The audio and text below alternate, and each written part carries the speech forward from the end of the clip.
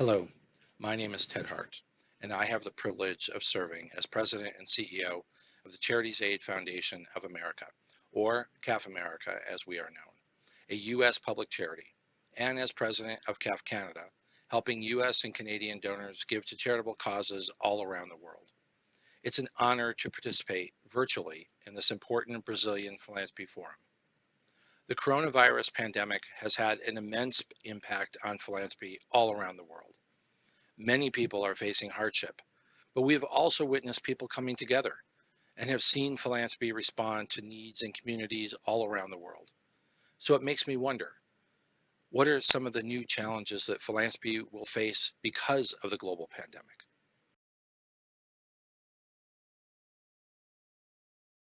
Hello, everyone. I am Paula Fabiani, the CEO of the Institute for the Development of Social Investment, IDIS, who is responsible for this event. I'm going to moderate this session, and you're going to follow up with the translation into Portuguese. Before starting the session, I would like to welcome everyone who is following us in YouTube. It is very special to be able to have you at the Brazilian Philanthropy Forum this year. Please feel free to send your questions on the platform chat during the session. I'd like to introduce our panelists today. We have Philip Yoon, CEO of the World Affairs and Global Philanthropy Forum, Michael Mapstone, Director of External Affairs and Global Engagement at Charities Aid Foundation, and Matthew Bishop, journalist and Philanthrocapitalism author.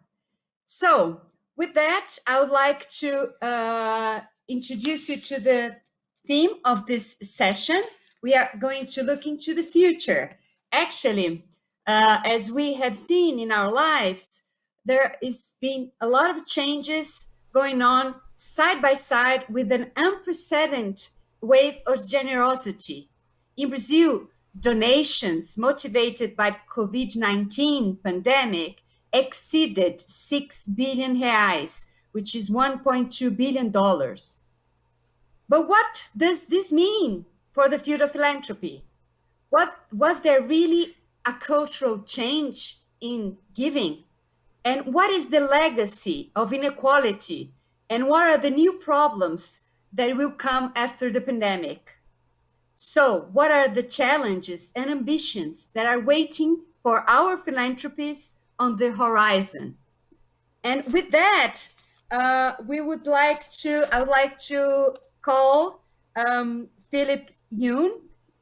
This session is aiming to provide a panorama of the impact of the pandemic on philanthropy and the new horizons of global philanthropy. Philip, nice Paula, to have you hey, here. thank you. Oh, it's so good to hear your voice. I remember we just, it was over 9 months ago that we were in San Francisco and the world was a very different place. I wanted to thank you for allowing me to have the opportunity to be here at the Brazilian Philanthropy Forum. We just finished our Global Philanthropy Forum here in San Francisco, and it's so great to be with our sister or brother organization, depending on how you go about it. So thank you for letting me join you.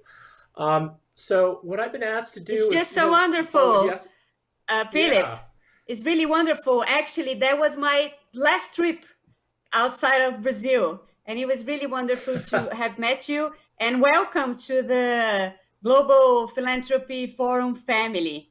Philip is going to present some of the takeaways of the Global Philanthropy Forum that just happened during this week, and also his views on the impact of the pandemic in the philanthropic landscape and the new trends for global impact initiatives. The floor is yours, Philip. Thank you. So our Global Philanthropy Forum here in San Francisco was focusing on climate change, and it was quite apropos because all of last week we were going through terrible smoke and fires here in California, much like what is happening, I think, in South America, Australia, all over the world. And so I thought I would do is talk about the 5 things that I'm thinking about and embed sort of the findings that we had related to that for you all. It was a 3-day conference, and we had a number of people talk about a lot of different issues on climate change. So let's talk about how all this is related. So 5 things that I wanted to do in the short time that I have with you. The first is that I think we have to, history is going to look at this world as pre-COVID-19 and post-COVID-19. Basically, we have right now post-COVID-19 pandemic, economic stress, social unrest. So there is huge amount of stress that we're all going under right now. I don't think there's any question about that. I think that it's safe to say nothing is going to be the same. You know, our psychology has changed, our habits have changed, and because our psychology and habits have changed, it's an opportunity or it's a problem depending on how you look at it.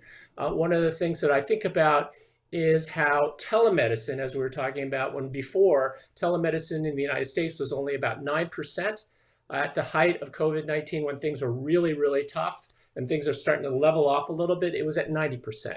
Safe to say that it's not going to go back to 10% and it will not stay at 90%, but our habits are going to change. Now, when I've said that we're under a huge amount of stress, there's a second point, and that things are changing.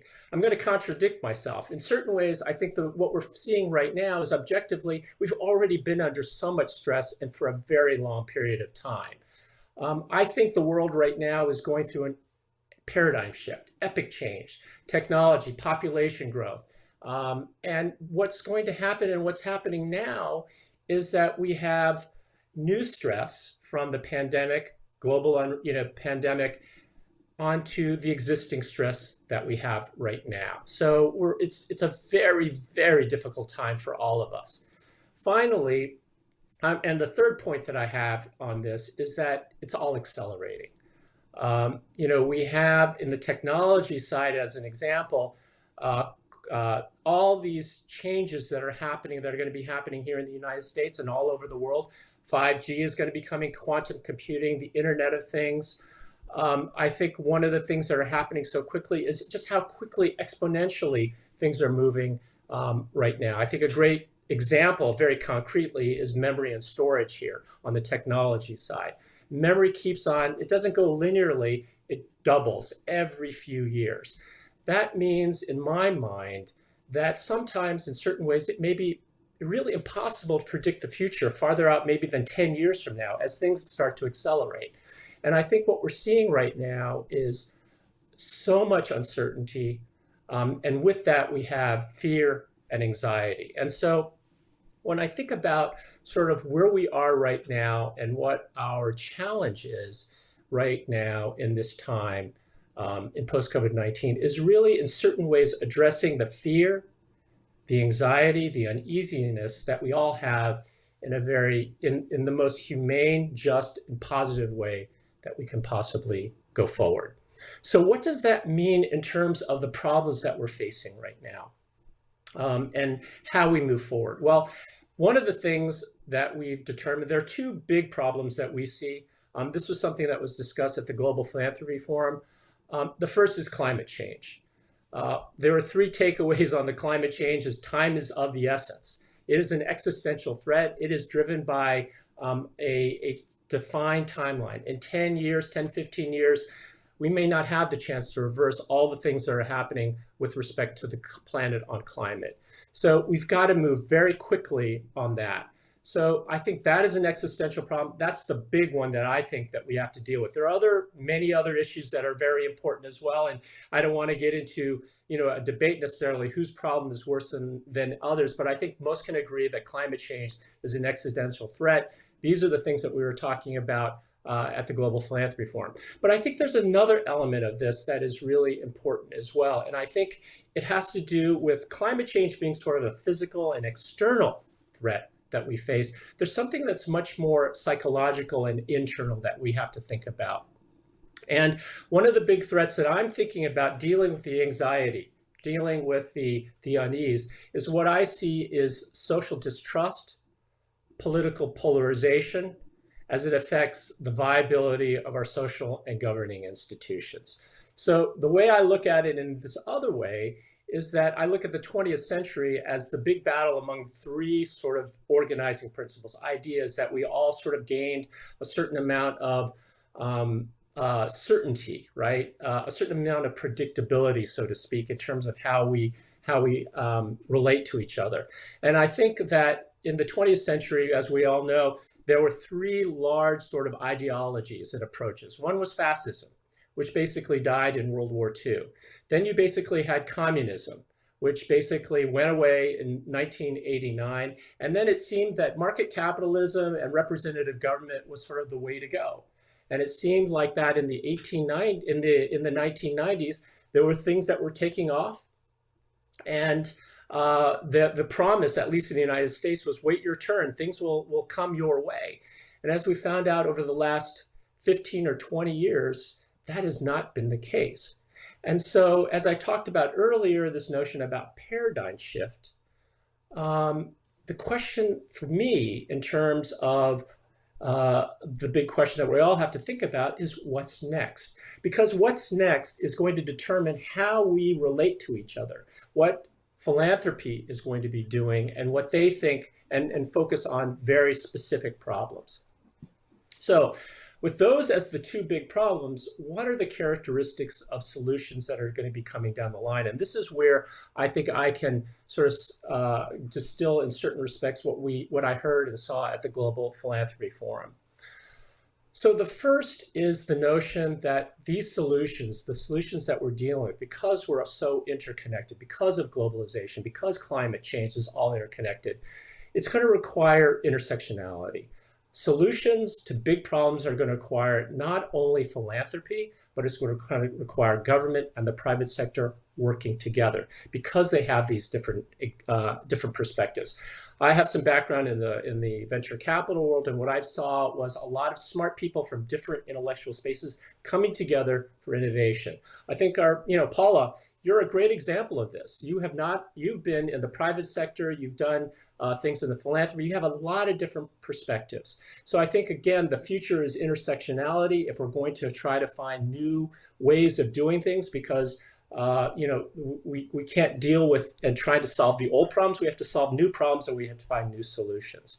So that is where I think the interesting part of philanthropy is going to happen. The intersectionality of great problems that deal with government, that need the private sector and philanthropy, that is where the cutting edge is going to be. The second thing that I think is important is the need to experiment heavily. And this, again, is sort of coming from my venture capital background. But the reason why I say that is because at the local level, I just don't see in the United States, at least, and I think this is emblematic of other countries, that I think we're going to be in partisan gridlock and we're going to be stuck at the national level for quite some time.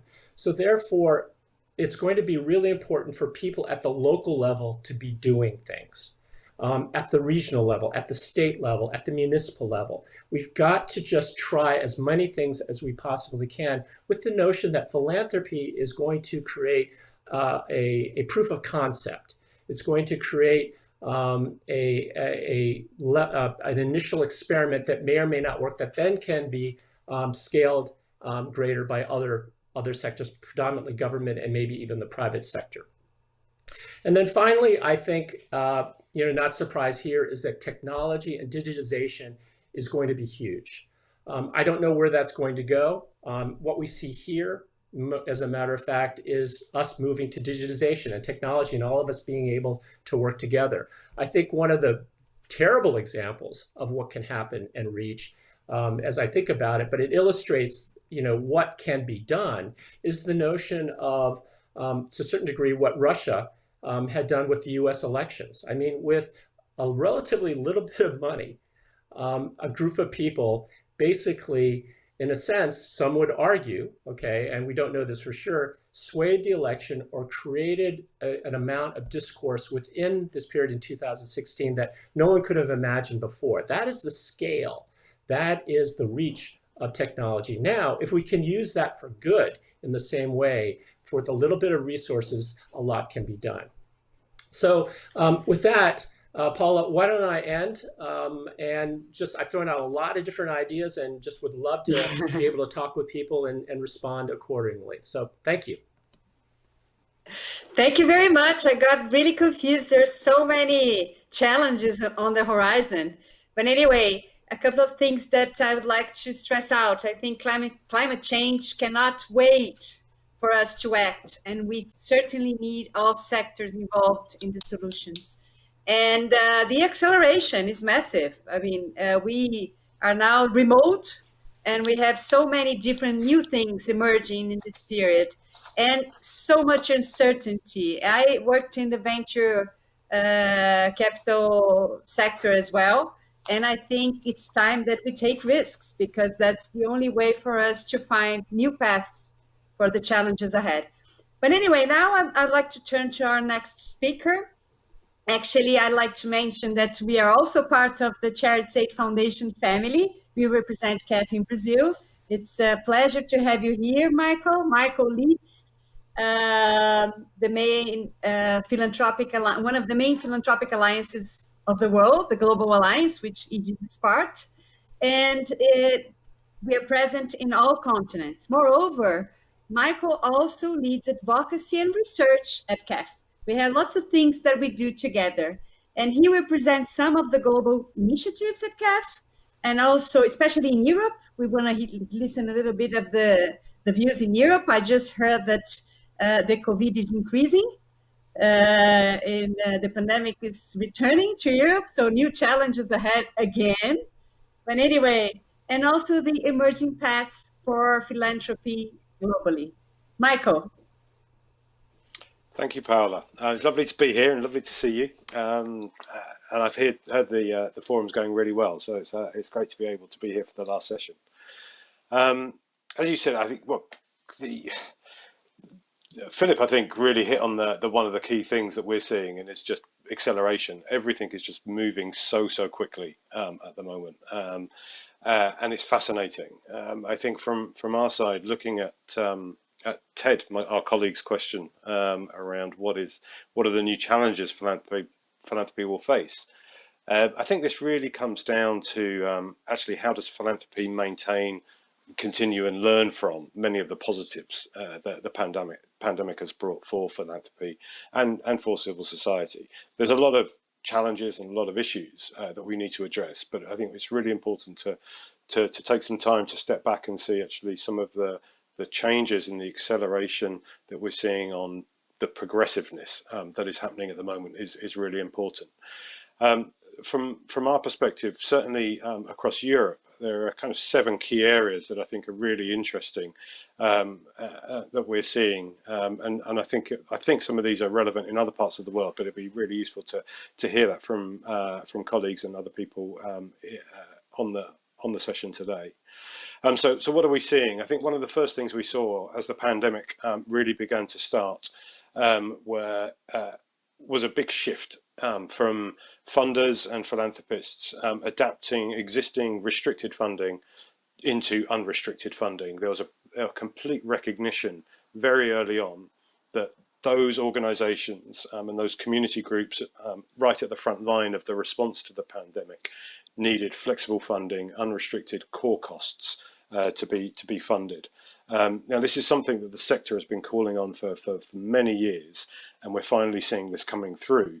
So that's been really fascinating to see the speed at which many organizations were able to move from being a restricted funding model to an unrestricted funding model.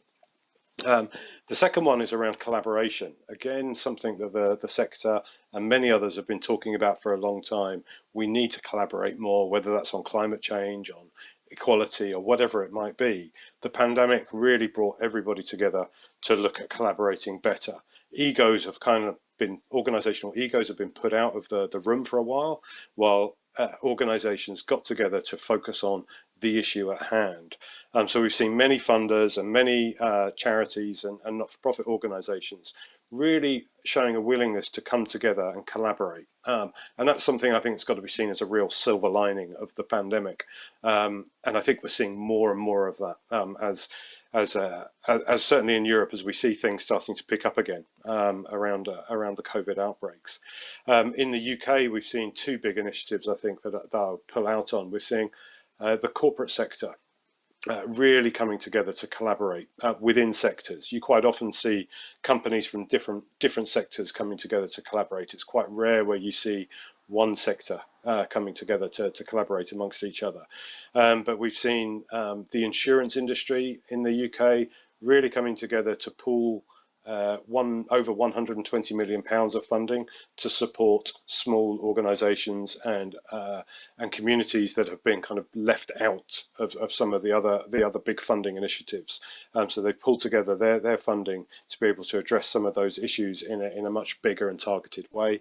And more recently, we saw the pharmaceutical industry begin to put out a call for collaborative funding to support patient advocacy groups, which is quite interesting, because one of the things about the pandemic is obviously there's been a lot of focus from the health systems to address COVID itself. That has been detrimental to all other types of issues across the health sector. So it's interesting to see the pharmaceutical industry coming together to support those gaps that have been created. The third one is a real shift. I think it's really honed everybody's attention on the importance of data and transparency. There's been a great need to coordinate the philanthropic response to the pandemic, and that's brought about just a whole new awareness of the importance of collecting and sharing data between funders and between those at the front line of response, especially civil society organisations, and that is quite transformative. It's been really, really challenging because we have a sector, especially the non-for-profit sector, which is slightly behind the curve when it comes to digital transformation, having to move very, very quickly into a very new working environment and having to deal with very complex data and look at how we're sharing that. But I think it's fascinating to see. And there's a transparency aspect as well, where funders have been pushed very hard to be really transparent in what they're funding, how they're funding. That has been really driven by efficiency, so that there's real strong coordination of how funders are responding in the right ways. But it's really highlighted actually how important it is for organisations to be really transparent about how they fund, who they fund and where they fund. And certainly organisations like 360 Giving in the UK, Candid in the US, or Asafero in Italy have really helped, and it's helped that data transparency and that data sharing to really show what is happening in real time. So that's fascinating. I think one of the really exciting things that the pandemic has brought about is almost a proof of concept of localization. The COVID pandemic is global in its nature, but its impact and the response required is really manifested at the local level. And we're starting to see funders and organizations really respond at a real hyper-local level, which again is something that's been talked about for a long time across the sector, where we're seeing communities being brought into the heart of decisions and being recognized as being at the front line, being the ones that have the right networks and are able to address the issues in a really structural way. Putting them first is something that's coming through, and funders are responding quite well to that, looking at one, actually, how do they address the issues, but also support it more structurally in the future. So that's good. We're seeing certainly in Europe a greater awareness of the need for infrastructure at the local level to be able to enhance that kind of response. And that kind of feeds into the other big acceleration is around the shifting of power. As Philip mentioned, we've had a pandemic, but there's been loads of other issues going on at the same time. Some of them way before, but the pandemic has really highlighted issues of inequality. We had the whole Black Lives Matter movement that really, really kicked off over the months, which has highlighted the massive racial injustice of the pandemic as well. And that's created a huge conversation in philanthropy, I think, about the need to find models that can shift power as well as financial resources if we're to achieve some of this transformative change that we want to achieve. So that's something that's just really an acceleration of a conversation, and people are now trying to address some of that in practice. then we're coming into something that's quite interesting, where we're seeing almost a competition of new models of doing good. We've certainly had a massive response to the pandemic from traditional philanthropy, from the institutions and from the corporate sector. But we've had this mutual network, the small organized giving groups at a community level has come through. We've seen direct giving models emerge alongside social purpose businesses and tech for good initiatives. So we've got suddenly a massive competitive sector coming out around doing good. It's going to be fascinating to see how that moves. The whole idea of corporate purpose has gained a whole new level of traction. So, you know, where's this going to take us? I think that's really interesting to see where that goes. And lastly, and I think really importantly, we've had a fascinating response from government at a policy level.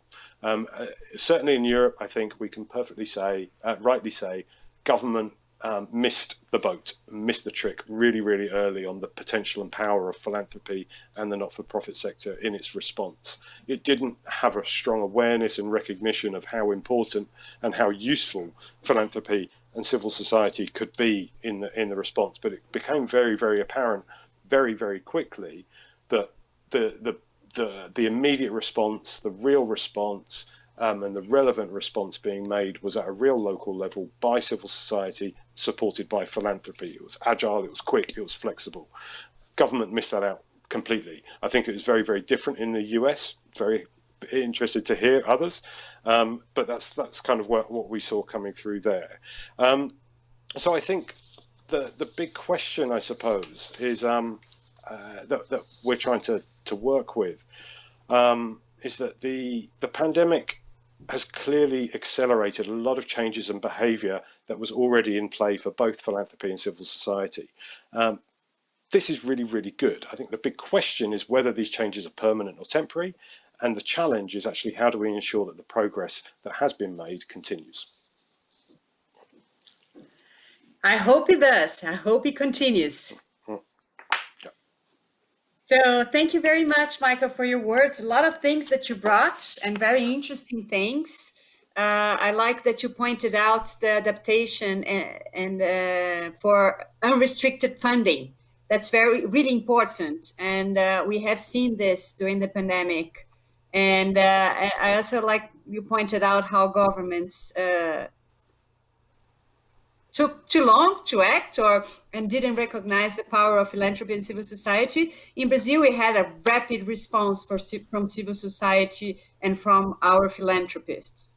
And it's also lots of things that you mentioned: collaboration, advocacy, data, infrastructure, the shift of power. I mean, racial equity is something that is really increasing in importance all over the world, and it's happening also here in Brazil. And the strengthening of small and big organization. It's really important that we work locally and also fund the large organizations. But anyway, I'd like to shift to our finally, our next panelists. Matthew Bishop is, I remember when we met in New York for breakfast, and I was really anxious and proud of myself that I was going to meet one of the authors of Philanthrocapitalism. Actually, there's a lot that you can reflect on about the book. And also, I know that you're participating in a new initiative. Actually, IDIS is also participating in this initiative, which is a global movement of social change innovators focusing on collaborating to achieve the Sustainable Development Goals, the SDGs, the Catalyst 2030. So I would love to hear your thoughts on how things changed from when you wrote Philanthrocapitalism, and also you could also tell a little bit to the audience about this new Catalyst 2030 initiative and your perceptions of the new challenges ahead, expectation, questions. The floor is yours, Matthew. Well, thank you, Paula, and it's great to see you again. And thank you both, Michael and Philip, for your excellent comments, which I think set the scene very well. So the Catalyst 2030 initiative is something that if you don't know about it, please check it out. It is an alliance of the major networks of social entrepreneurs around the world, and it is an extraordinary sort of democratic co-creation of a strategy between lots of people that were working individually to try and work together to achieve accelerated progress towards these sustainable development goals at a time when COVID has really set that process back. And it is exactly an example of the kind of collaboration that we're seeing all over the place, which both Michael and Philip referred to. I think this realization that philanthropists, social entrepreneurs, business, government can't solve these problems alone, and that we have to, as was said, sublimate our egos a little bit, put our egos to one side, and work together as the only viable way forward. That message, if nothing else, has come through, I think, in the past few months of this crisis. In terms of my theme of philanthrocapitalism, I mean, the message of that book is that private capital can help solve big social challenges. And one of the ways in particular that philanthropy can help is by being the risk taker, providing of social risk capital for society, and backing ideas that are sort of not popular in government or hard for governments or business to deliver. And I think this crisis, the COVID pandemic, has highlighted that philanthropists can play that role. Both Bill Gates and Jeff Skoll, for example, two very prominently featured philanthropists in Philanthrocapitalism, were very early compared to governments in warning about the risks of a global pandemic and about the need for governments to prepare.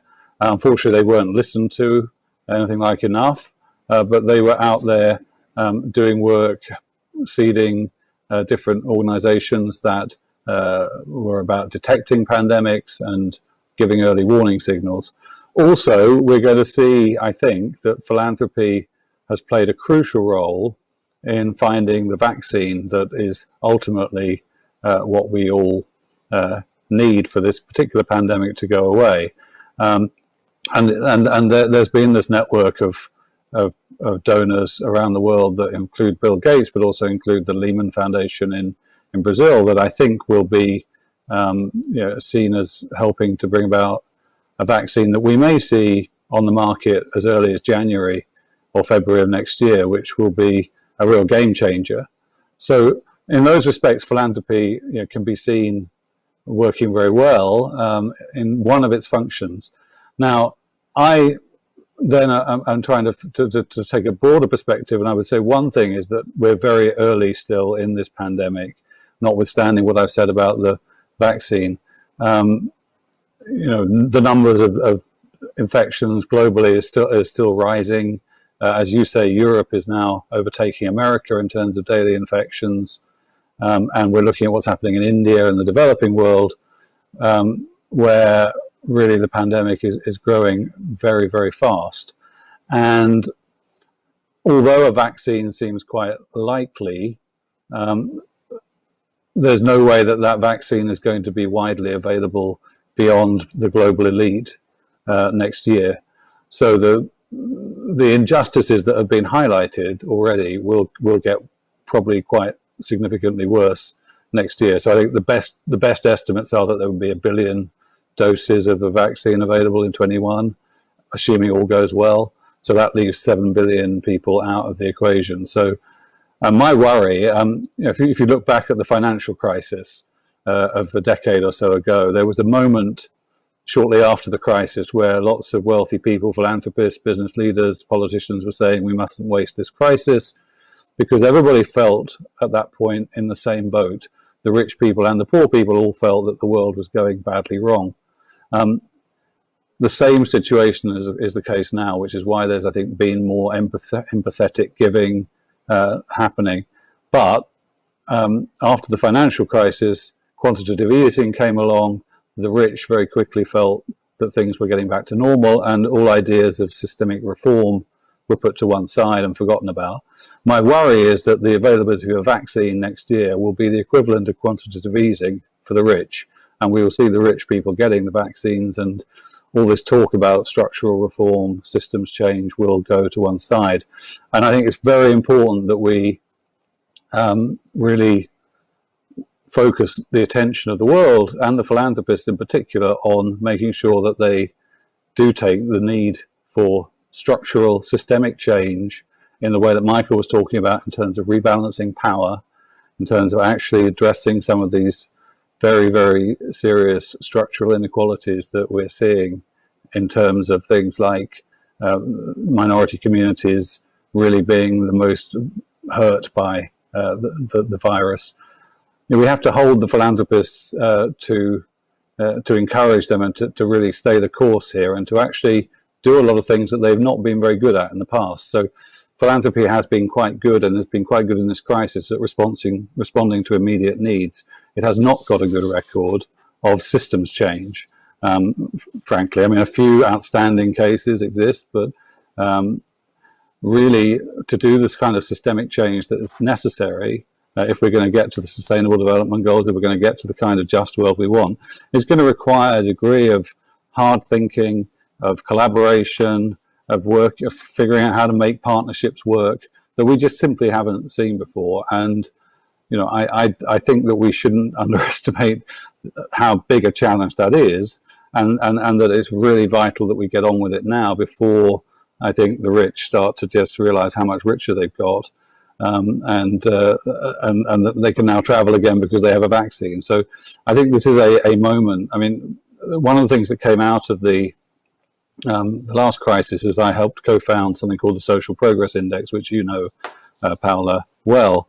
The Social Progress Index is basically telling us now that we're 40 years behind on getting to the SDGs, which were supposed to be achieved in 2030. Oh my God. Now I think, and that COVID has probably put it back a further 10 years. So we probably something like 2090 on current trends. Bill Gates has said also that the pandemic is putting back 20 years of development in attacking poverty. So this is either going to be an absolutely terrible moment for the world that puts us off axis, or it's going to be the wake-up call that gets philanthropy to be bolder, and all of us, and the people that have power, the people that have wealth, the people that have the capacity to use that philanthropy to make a difference.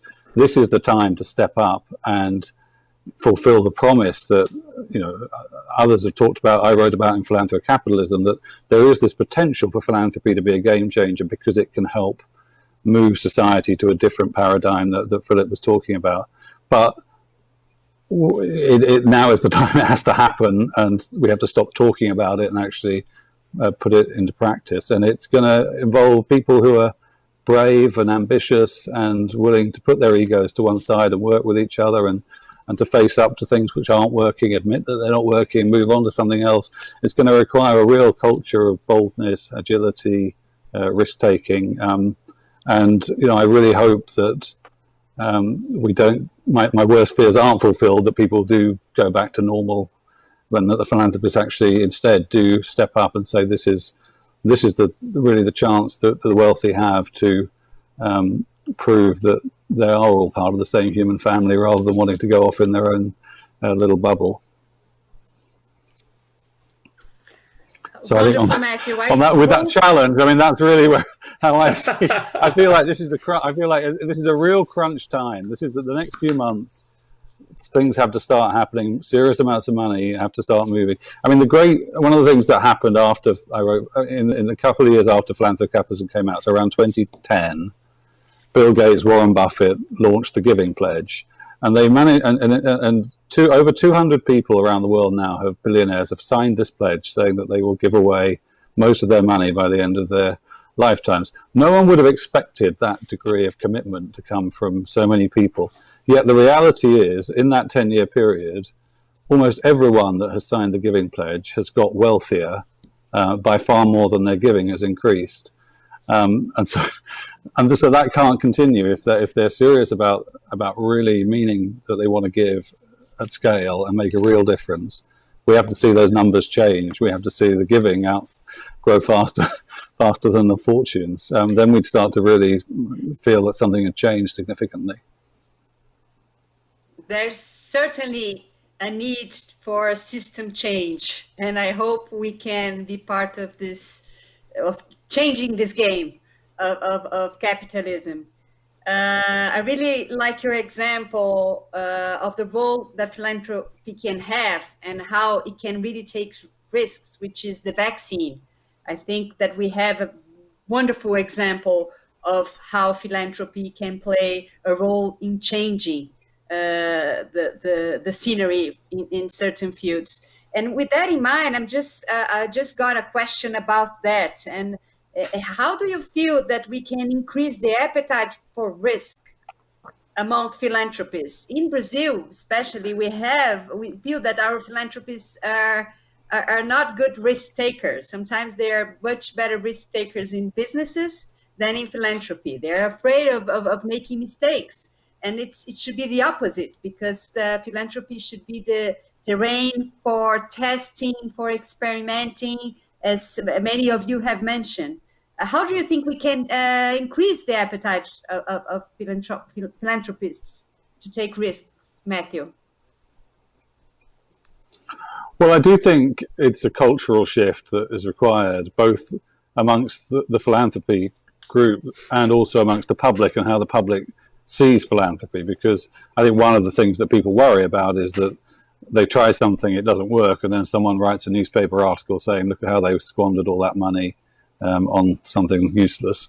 And that no one feels good about that. So, and I think also there is, in a sense, a lot of people who make their money doing risky things, and they probably got some criticism for how some of what they disrupted along the way. And so they're drawn to philanthropy as a way to kind of have people feel better about them. And so doing stuff that's risky and controversial, may not give them that. Now, some thrive on that. I think Bill Gates thrives on, sort of now on really sort of shaking things up. I think some of the George Soros is another one who kind of loves to be in the mix, being controversial and thinking out of the box. But a lot of people play safe. So I think we need to find examples.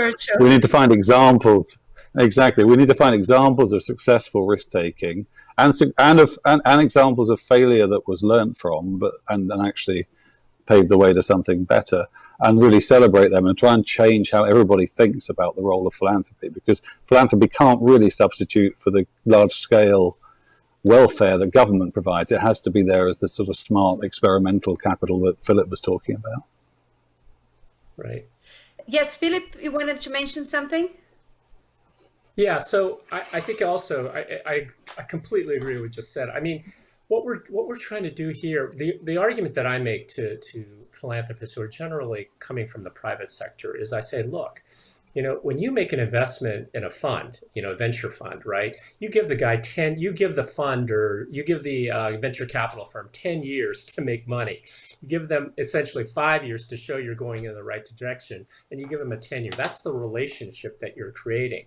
What I'm finding a lot in philanthropy is the wrong kind of psychology. It's like they give you money, and what did you do for me this past year? And when you're talking about social issues, there's nothing you can do in the space of 1 year. So part of this is also communicating and educating philanthropy and philanthropists about what it's going to take in order, if you're really truly committed to an innovative solution, you have to take the long term.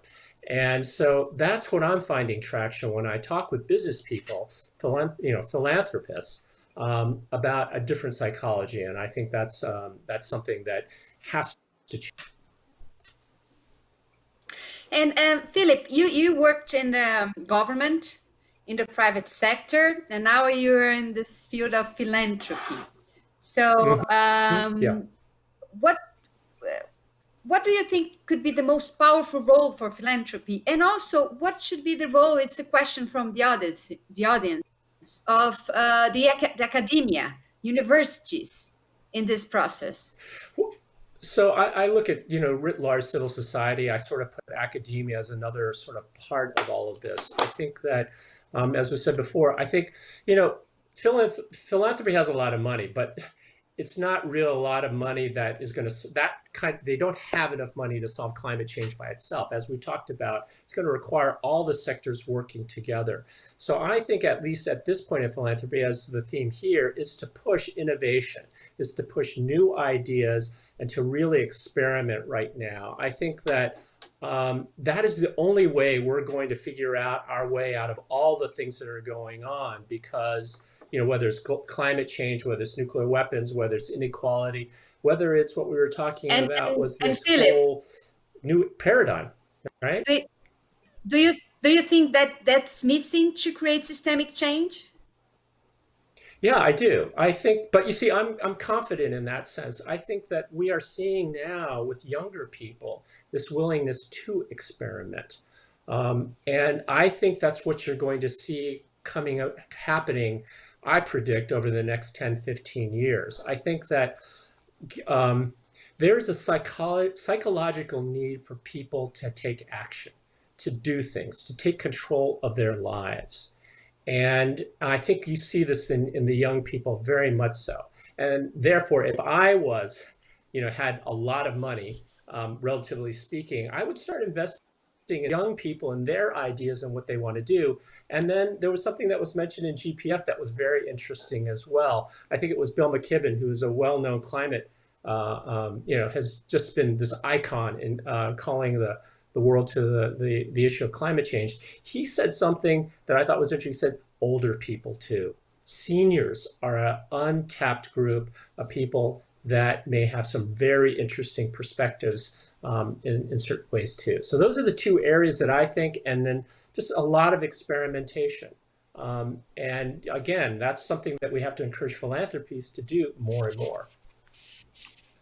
And Michael, I think that there's a lot of has changed. And what do you think are the new priorities for philanthropy? And maybe you could just mention 2 to 3 of the new priorities for philanthropy in the coming years. That's a tough one. I think one of the big priorities has to be the relationship between philanthropy and government. That needs to be explored in a really positive way. Certainly within Europe, we're seeing government wanting to engage more positively with philanthropy, especially big philanthropy. And part of that is because of the economic challenges that countries are facing, and to be able to rebuild after this.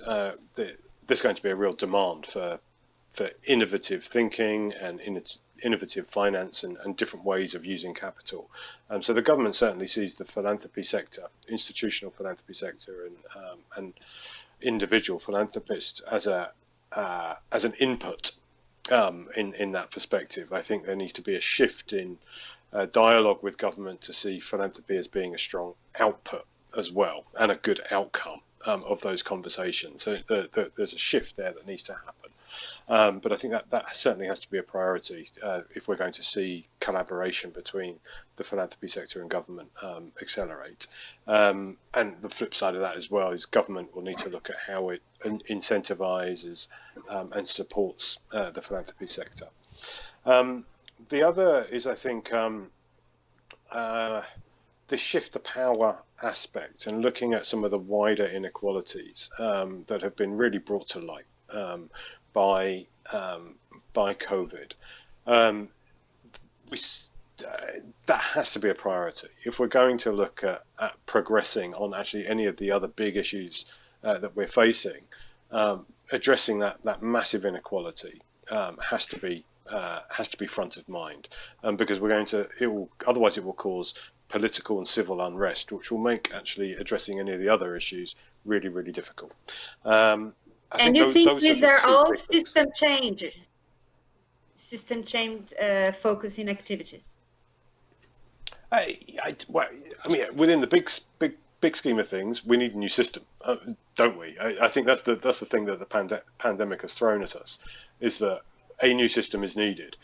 The pandemic has shown that a new system is possible, in a very experimental way at the moment.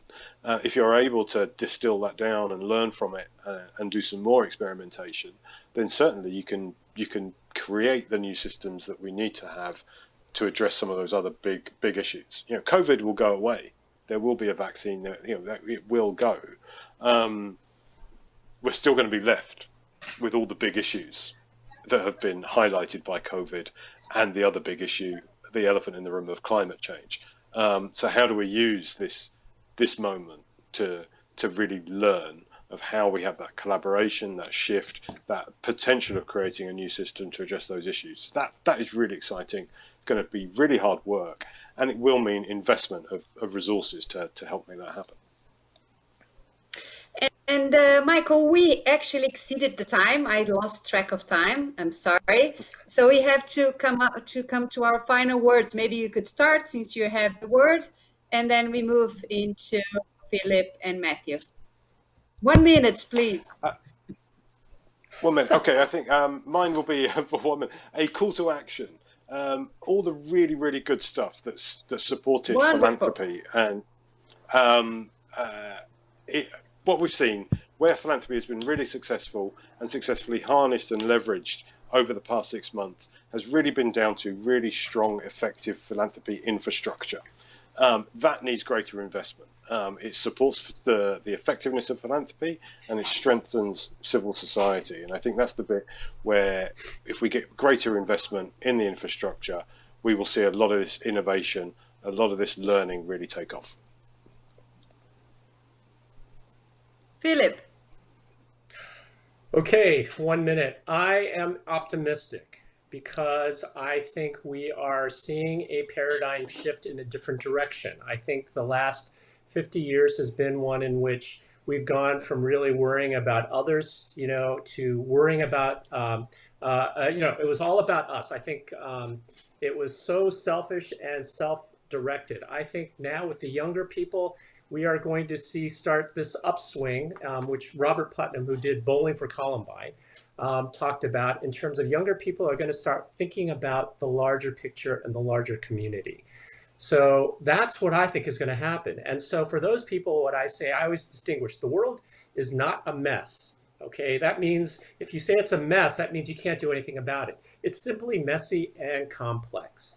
And because we have so many people who want to do something, and if we give them the means to do that, I think we're going to see this rejuvenation of experimentation and new paradigms and new systems that will actually address all these other issues that we were talking about. That's where I think we're going to be going. I also have a lot of hope. I have 3 teenagers at home, and I really believe that we have a brighter future ahead of us. Matthew.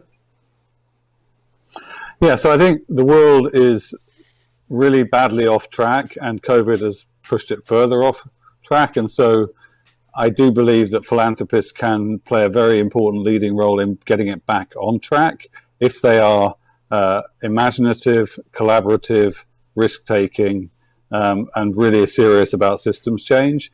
I think 3 areas in particular, one is Catalyst 2030, this notion of how do the people with the money, the funders, actually engage better with social entrepreneurs, people who are coming from the bottom up. So that top-down, bottom-up connection needs to go to a different level. Secondly, the paradigm shift around capitalism. I mean, I think we do have an intellectual vacuum that, the 50th anniversary of the Milton Friedman stuff gives us an opportunity, and there are fantastic coalitions already out there working on how do we reform the economic system. And thirdly, we have to figure out how to tame and bring the digital revolution on the side of the world as a whole, rather than being the kind of increasingly divisive and manipulative and intrusive engine that it is. If we can make digital technology the force for good that it could be, then a lot more of the other stuff will follow quickly and more effectively than it will be doing otherwise. So I think this is a time of enormous opportunity. We just have the philanthropists just have the courage and commitment to step up and take the opportunity. We all need to be very bold courageous and innovative in the coming years. But I think the human race has proven that it is capable of adapting and finding solutions to the challenges we face. Thank you very much. It was so wonderful to be with you. Three wonderful people that I admire a lot. And it's really an honor to have moderating this session with you. Thank you very much. And I'd like to thank the audience. Thank you, Paula. I think we had some issues with the translation in YouTube. I'm sorry, but I hope we can see us in the coming Brazilian Philanthropy Forum next year. Thank you very much. Thank you. Thank you. Thank you. Bye-bye. Bye.